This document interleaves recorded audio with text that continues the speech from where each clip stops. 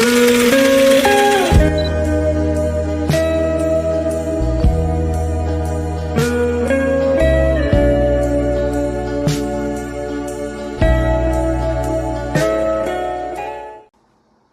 madame.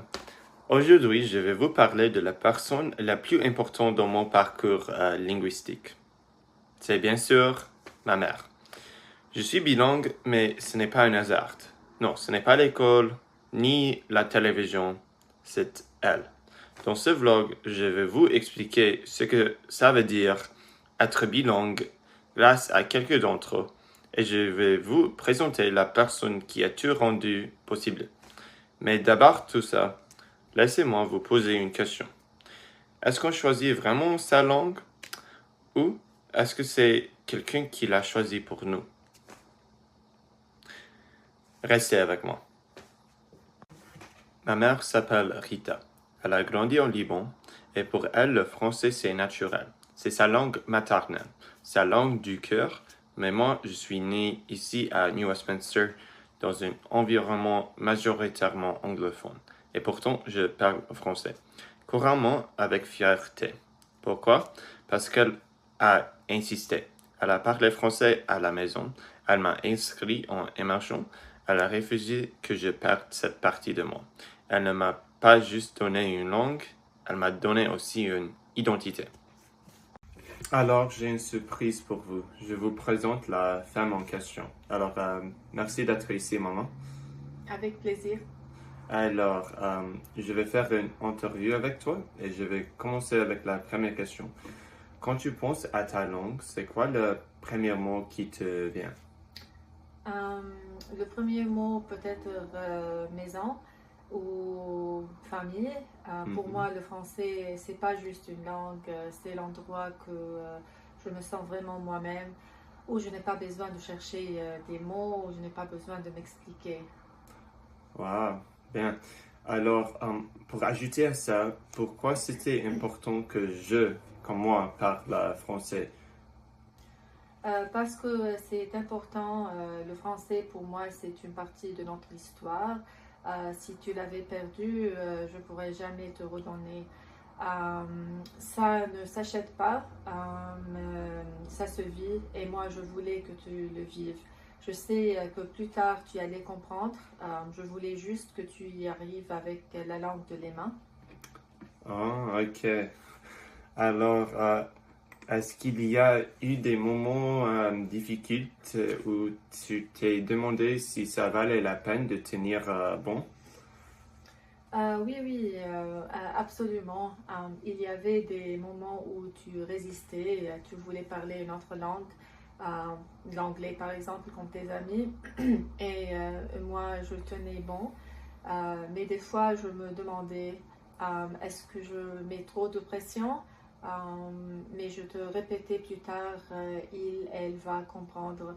Et je regardais devant moi, par un côté. Ah, ok, parfait. Alors, une autre question que je voulais te demander est, est-ce qu'il y a une phrase, un mot, une expression en français que tu m'as appris et que tu espères que je n'oublierai jamais?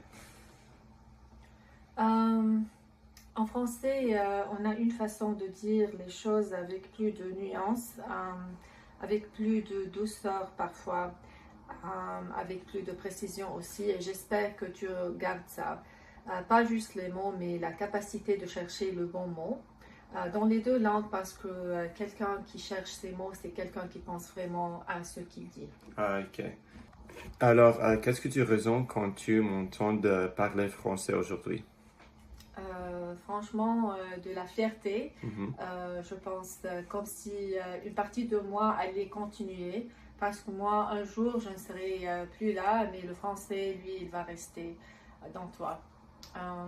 Et peut-être dans tes enfants un jour. Oui, c'est ça. Ok, parfait. Merci beaucoup encore, maman. Avec plaisir.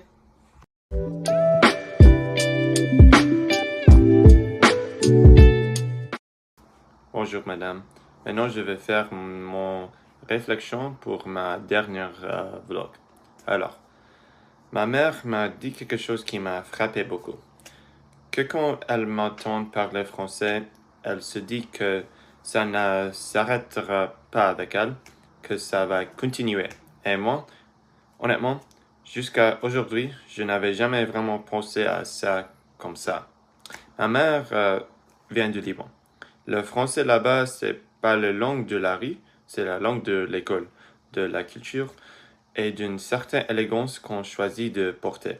Elle a traversé une océan.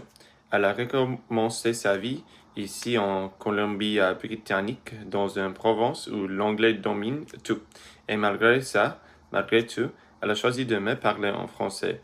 Ça, je ne l'avais jamais vraiment mesuré avant aujourd'hui. Parce que moi, grandir bilingue ici, c'était pas toujours facile. Il y avait des moments où je voulais juste être comme tout le monde et parler anglais, ne pas avoir à switcher, ne pas avoir à s'expliquer pourquoi je parlais une autre langue à la maison. Et je réalise maintenant que dans ces moments-là, pendant que je résistais, elle tenait. Elle tenait pour moi. Est-ce que je sens légitime quand je parle français? Honnêtement, pas toujours. Des fois, je cherche mes mots. Des fois, mon accent me trahit, ou je mélange les deux langues sans me rendre compte. Et pendant longtemps, j'ai interprété ça comme une faiblesse, comme si mon français n'était pas assez vrai, pas assez pur. Mais aujourd'hui, ma mère m'a dit quelque chose que je vais garder. Les mots qu'on ne dit pas restent prisonniers. Et je pense que pendant des années, j'ai emprisonné ma légitimité.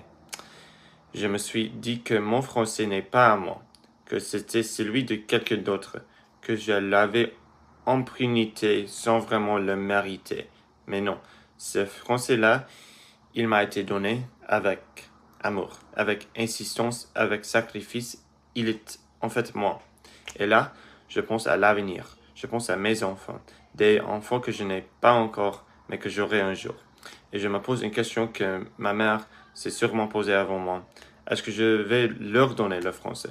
Et la réponse aujourd'hui, elle est claire pour la première fois. Oui. Parce que c'est pas parce que c'est obligatoire, pas parce que l'école le demande, mais parce que je comprends maintenant ce que ma mère m'a vraiment transmis.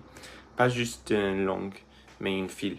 Une file qui relie le Liban, Vancouver, notre famille, notre histoire, tout ce que on est. Et ce fil-là, je ne veux pas être celui que le coupe. Ma mère a traversé un océan pour recommencer.